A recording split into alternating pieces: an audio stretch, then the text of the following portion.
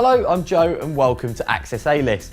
This week's headlines have been dominated by the debate over female body image, sparked by leaked photos of two beauty icons. First, some pictures of legendary supermodel Cindy Crawford from a 2013 Marie Claire shoot hit the web, with many originally believing Crawford had intentionally released the images and praising the 48-year-old's willingness to bear her real self, with Twitter user Louboutin Jules saying, "Could not love Cindy Crawford more for insisting that Marie Claire publish untouched, real photos of her. #beautiful. However, it later emerged the images had come from an unknown source. This comes in the same week as pictures were leaked from a 2013 L'Oreal shoot of R&B legend and cultural behemoth Beyoncé.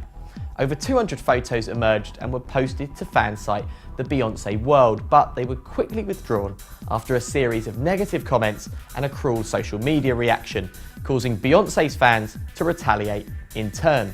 The site issued a statement saying, "Due to the disdain of the Beehive, we have removed the photos. We don't want to cause any drama, nor do we wish to start fan wars. Some of the things we have seen posted were just horrible, and we don't want any part of it. We were just posting the photos to share the fact that our queen is naturally beautiful. At the same time, she is just a regular woman." In a world where young girls are already under a great deal of pressure to live up to unrealistic standards, we'd really like to know what you think. So please comment below, or you can drop us a tweet at AccessAlist. Next up, and 90s rapper Vanilla Ice must be feeling a little hot under the collar, having been arrested on suspicion of burglary in Florida. The musician, real name Robert Van Winkle, is accused of stealing furniture, a pool heater and a bicycle from a house next door to one he was renovating. Since losing much of his musical credibility after a flash of fame in the 90s, the rapper has reinvented himself as a TV presenter and hosts a home renovation show on the DIY network.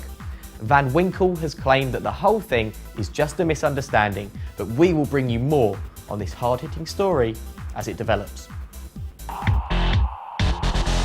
To Lebanon now, and the Middle East has its very own answer to the Kardashians. Yeah! Oh, not excited? No, well, who knows? Nadine, Farah and Alice Abdel Aziz are three fashion-conscious sisters who, obsessed with their famous American counterparts, built a healthy social media following through Instagram pictures of their glamorous lifestyle, and as a result have now landed a new reality TV show called The Sisters. Let's hope the girls stick to their fashion passion, as opposed to plumbing the depths that Kim and co have done to stay in the limelight. On to music now, and Sharjah will be hosting a brand new musical called Shadows. It will star former Arab Idol winner Hazem Sharif. The show will be on at the Majaz Amphitheater next week and also features Lebanese singer Carole Aoun and the Inana Group. The musical's theme is of peace, and the production combines poetry, song and theatre. Azama Samra, director of the Sharjah Media Centre, said, "This specific work was chosen because of its noble values, reflecting love for one's homeland, pride in one's heritage, as well as the vision of a bright future." Sticking with music, and Wednesday night was the NME Awards in London. The big winners were rock group Kasabian, picking up both Best Album and Best Band, as well as Quote of the Year. After being notably omitted from the Brits nominations, Kasabian had openly criticised the UK music industry, saying there is a conspiracy against rock bands. Frontman Tom Meehan took the evening as an opportunity to air his views on the current state of British music, describing One Direction as 5 no-ones who won the lottery, while bandmate Serge Pizzorno described Ed Sheeran as a square. Other winners included Jamie T and Best New Band were Royal Blood, while 5 Seconds of Summer were voted Worst Band, and the Best Villain award went to controversial British political figure Nigel Farage. Another week meant another A-list premiere in London as Idris Elba, Ray Winston and Sean Penn, along with his Oscar-winning partner Charlize Theron, descended on London's South Bank for the world premiere of new movie The Gunman, with Ray Winston describing the film as an educated look at an action movie. So here's what happened when the stars hit the red carpet. People who like the action will get that, and maybe 1 or 2 out of 10 or 1,000 will actually understand what that's all about. It's an educated look at an action movie, I think. Hopefully they take away the massive that it's a great action film, great actors in it. Both open your eyes on some things and entertain you. And if they can get that, then I'm happy. He set me up. They're going to try to kill all of us.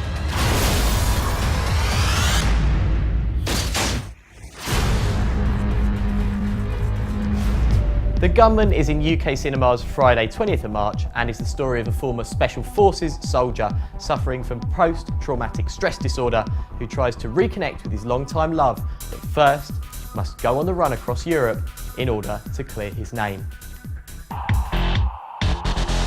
First up, and our pick of the week is Predestination. Now, on the face of it, it's a time travel adventure, but it's really so much more than that, and is an exploration of identity and destiny that zips along at the pace of a thriller. Ethan Hawke plays a law enforcement agent who travels through time in pursuit of a master criminal and draws Sarah Snook, making a truly stunning breakthrough performance, into his web of coincidence and fate. Listen, it's hard to describe, but we think it's brilliant.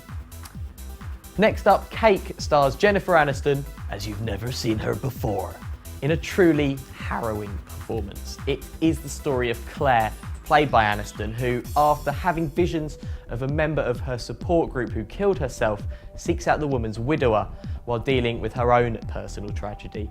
Now, it's not an easy watch, but trust us, it's definitely worth it. And something a little bit lighter to finish. The Wedding Ringer is a bromantic comedy. Yes, that is a thing. It stars Josh Gad as a socially awkward guy who, just 2 weeks shy of his wedding, hires the owner of a company that provides best men for grooms in need. However, when the bloke you employ for the job is Kevin Hart, it ain't gonna go well. It's good knockabout fun and a little less testing than our other 2 picks this week, and to be honest, it's a good solid date night movie.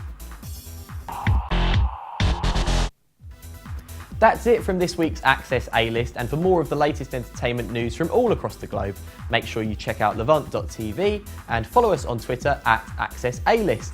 And we thought we'd play you out with a look ahead to Catch Me Daddy, the story of a girl on the run from her family in the Middle East who flees to West Yorkshire as they pursue her. It's in UK cinemas next week.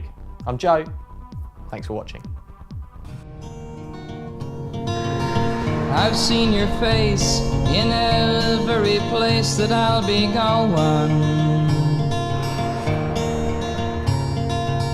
I read your words like black hungry birds read every sowing. Rise and fall, spin and call, and my name is Carnival.